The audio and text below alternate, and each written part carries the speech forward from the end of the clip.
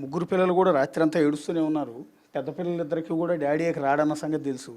మూడో బాబు చిన్న బాబు కదా, బేసిక్గా డాడీ వస్తాడని ఎదురు చూస్తూ ఉన్నాడు. ఒకసారి ప్రమోద్ గారి భార్య ప్రణీత గారితో మాట్లాడదాం. అమ్మా, ఈ సందర్భంలో మిమ్మల్ని మాట్లాడించడం నాకు చాలా బాధగా ఉంది నిజానికి. సో మీ భర్తని చంపిన ఆ రియాజ్ని పోలీసులు కాల్చి చంపారు. ఇది కరెక్ట్గా న్యాయం జరిగింది అనుకుంటున్నారు మీరు? న్యాయం జరిగింది సార్. అంటే అలాంటి వాడికి అలాంటి శిక్ష పడాలంటారా? అవును సార్, నాలాగా ఇంకొక ఆడపిల్ల జీవితం ఇది కాకుండా వాళ్ళ పోలీసులు సహకరించినందుకు చాలా హ్యాపీగా ఉన్నాం సార్. తనకి సిపి సార్కి డీజీపీ సార్కి థ్యాంక్స్. ఇవాళ పోలీసు ఉద్యోగం కోసం ఒక నిందితుడిని, ఒక దుర్మార్గుడిని, ఒక క్రిమినల్ని పట్టుకునే క్రమంలో మీ భర్త అతని చేతిలో చనిపోయారు. ఓ పోలీస్ అధికారి భార్యగా మీరు గర్వంగా ఫీల్ అవుతున్నారు, నా భర్త పోలీస్ డిపార్ట్మెంట్ కోసం ప్రాణాలు అర్పించారు అని? అవును సార్, గర్వంగా ఫీల్ అవుతున్నాను సార్. బేసిక్గా దేశ సరిహద్దుల్లో సైనికులు ఉంటారు. సైనికులు యుద్ధంలో ప్రాణాలు కోల్పోయినప్పుడు వారి కుటుంబ సభ్యులు ఇంతే గర్వంగా ఫీల్ అవుతారు, నా భర్త దేశం కోసం ప్రాణాలు అర్పించాడు అని. సో ఇవాళ మీ పరిస్థితి కూడా ఇంచుమించి అదే. పోలీస్ డ్యూటీ కోసం కాకి డ్రెస్లోనే ఉండగానే వెళ్ళి ఒక క్రిమినల్ని పట్టుకోవడానికి వెళ్ళి, అది కూడా కరడు కట్టిన క్రిమినల్ని పట్టుకోవడానికి వెళ్ళి మీ భర్త ప్రాణాలు కోల్పోయారు. అవును సార్, దానికి నేను గర్వంగా ఫీల్ అవుతున్నాను సార్. ఆయన ఎప్పుడు డ్యూటీ డ్యూటీ డ్యూటీ కోసమే మాకు చాలా చెప్తుండే. ఫస్ట్ డ్యూటీ తర్వాతనే నేను ఫ్యామిలీకి ఇంపార్టెన్స్ ఇస్తాను అన్నట్టు దానికి చాలా గర్వపడుతున్నాం సార్. మీరు ఇంట్లో కోడలుగా అడుగు పెట్టి ఎన్నేళ్ళు అయిందమ్మా? సుమారుగా 17 years అవుతుంది సార్. 17 ఏళ్ళు అయింది. 17 ఏళ్ళ అనుబంధం మీకు ప్రమోద్తో. ఇవాళ ప్రమోద్ లేరు. ఆ విషయాన్ని కూడా బహుశా మీరు ఇంకొన్నేళ్ల వరకు మీరు అది జీర్ణించుకోలేరు. మీ మనసులోంచి ప్రమోద్ని బయటికి పంపడం అంత ఈజీ కాదు. ఎలా ఉండేదమ్మా మీ భార్యాభర్తల అనుబంధం ప్రమోద్ గారితో మీకు? చాలా ప్రేమగా ఉంటాం సార్ మేము. ఆయన వచ్చే వరకు నేను నా పిల్లలు అసలు తినము. నేను అసలు కాల్ చేస్తూనే ఉంటా. ఎక్కడికి వెళ్ళినా బయటకు వెళ్ళినా కాల్ చేస్తూ ఉంటా, ఎన్ని గంటలకు వస్తావా, ఎప్పుడు వస్తావా.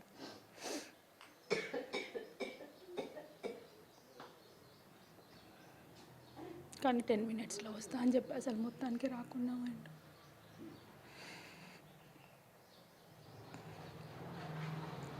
అప్పుడు కూడా తిందామనే వెయిట్ చేసినాం, కానీ నేను 10 minutesలో వచ్చిన తర్వాతనే తిందాం, నువ్వు వెయిట్ చేయి, వచ్చిన తర్వాత తిందామంటే వెయిట్ చేసినాం. అంతే సార్, మళ్ళీ రాలేదు ఇంకా. వెళ్ళేటప్పుడు మీకు ఏమైనా చెప్పారమ్మా? అంటే నేను పలానా ఫోన్ వచ్చింది, నాకు పలానా వాడిని పట్టుకోవటానికి వెళ్తున్నాను కానీ ఏమన్నా చెప్పారా? అదే సార్, సిసిఎస్ నుంచి కాల్ వచ్చింది, నేను ఒక 10 minutesలో వచ్చేస్తా అని చెప్పేసి వెళ్ళారు అంతే. ఇంకేం చెప్పలేదు సార్. అంటే మీ మేనల్ని కూడా బండి మీద ఎక్కించుకుని వెళ్ళారంట కదా ఆ సమయంలో? అంటే తోడు కోసం తీసుకెళ్లారా? లేదు, అంటే బైక్ కొద్దిగా ప్రాబ్లం ఇచ్చింది, నా బైక్ ట్రబుల్ ఇచ్చింది అనేసి బైక్ మీద అక్కడ డ్రాప్ చేయమని వెళ్ళింది. ఇంకా అక్కడికి వెళ్ళినాక ఏమైందో మాకు తెలియదు.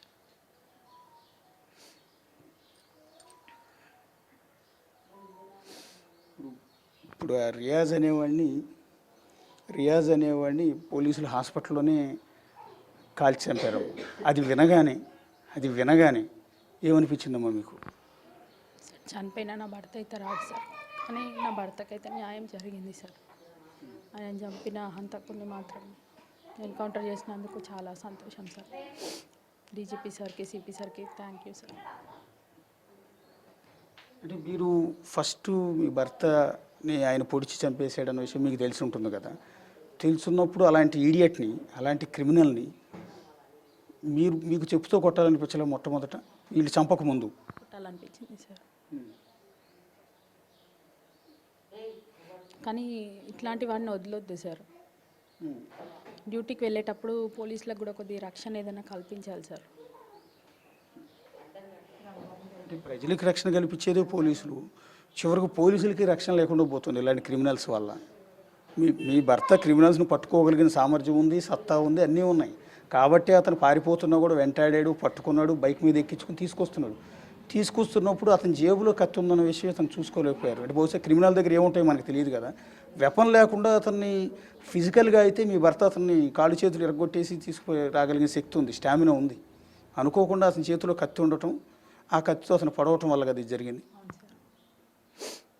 అవును సార్, అంతే. అంటే కాకి డ్రెస్ అంటే, పోలీస్ డిపార్ట్మెంట్ అంటే ప్రమోద్ గారికి ఎంత ఇష్టం అమ్మా? అంటే చాలా ఇష్టం సార్. యూనిఫామ్ అంటే చాలా చాలా ఇష్టం. ఆయన అంటే ఆయన ఇప్పుడు నార్మల్గా కూడా మాటలలో అనేవాడు, అంటే ఇట్లా పోలీస్ లాంఛనాలతో చనిపోవాలి,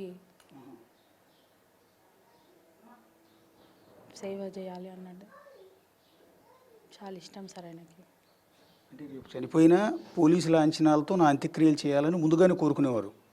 అవును సార్. అంటే డ్యూటీలో ఏమైనా నేను నాకు సమ్మతమే అన్నట్టు మాట్లాడతాడు సార్ ఎప్పుడు. అంటే ఈ పోలీస్ డిపార్ట్మెంట్లో డ్యూటీలో ఉండగా ఏదో ఒకటి జరుగుతుందని ముందుగానే ప్రిపేర్ అయ్యి ఉండేవారు, మిమ్మల్ని కూడా ప్రిపేర్ చేశారు. అవును సార్. అంటే ఎప్పుడు ఏమవుతుందో మనకు తెలియదు, ఎప్పుడైనా ధైర్యంగా ఉండాలి, నీకు అసలు ఏం తెలియదు, ఇప్పుడు అదే మాట అంటాడు సార్. నువ్వు నాలెడ్జ్ తెచ్చుకో, నీకేం తెలియదు, నువ్వు ఉన్నావు కదా ఇంకెందుకు అని నేను అంటుంటాను, కానీ ఇట్లా మధ్యలో వదిలేసి వెళ్ళిపోతాడు అనుకోలేదు సార్.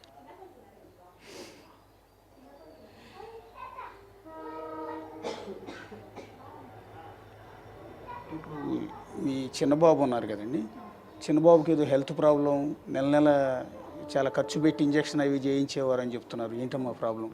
అది అతనికి హైపోగ్లైసిమియా ఉంది సార్, అంటే లో షుగర్ వల్ల ఫిట్స్ వస్తుంది. ఆ ఫిట్స్కి మనం అంటే డైరెక్ట్ ఐసీయూలో పెట్టి ఇంజెక్షన్స్ ఇవ్వాల్సి వస్తుంది సార్. దానికి 50,000 to 60,000, అంటే అప్పుడప్పుడు 1 lakh వరకు కూడా అవుతుంది సార్. దానికి ఇప్పుడు మేము అంటే డోస్ ఉంటుంది కదా, అది యూజ్ చేస్తున్నాం సార్.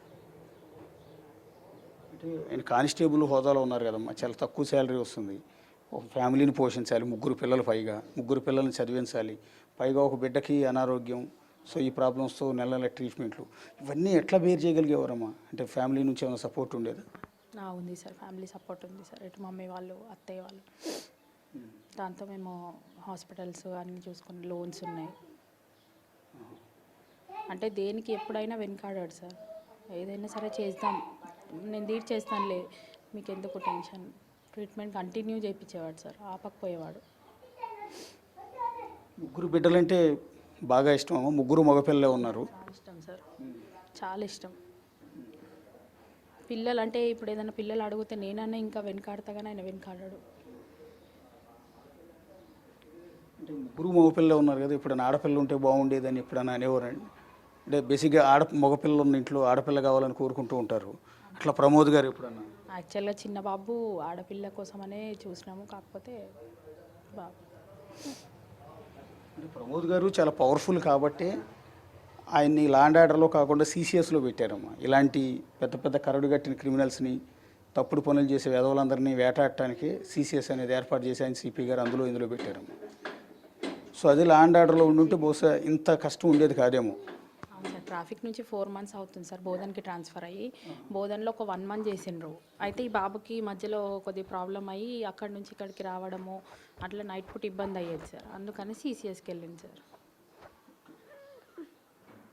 అంటే పోలీస్ డిపార్ట్మెంట్లో నాకు ఫలానా వాళ్ళు బాగా ఇష్టమను, ఫలానా ఇన్స్పిరేషన్ అను అని ఎవరి గురించి అన్న చెప్పేవారమ్మా? పోలీస్ డిపార్ట్మెంటు మిమ్మల్ని ఇమీడియట్గా డీజీపీ గారు రియాక్ట్ అయ్యారు, శివధర్ రెడ్డి గారు, అలాగే ఐజీ గారు రియాక్ట్ అయ్యారు, ఇతర పోలీస్ అధికారులు, సీఎం రేవంత్ రెడ్డి గారు మొత్తం రియాక్ట్ అయ్యారు. మీకు అన్ని విధాలు అండాదండగా ఉంటున్నారు.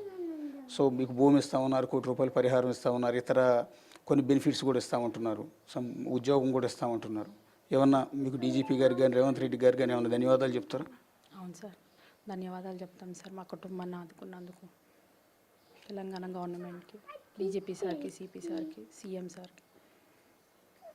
అంటే ఇంకేమన్నా మీకేమన్నా పలానా చేస్తే బాగుంటుందని ఏమన్నా కోరుకుంటున్నారా? ఏం లేదు సార్.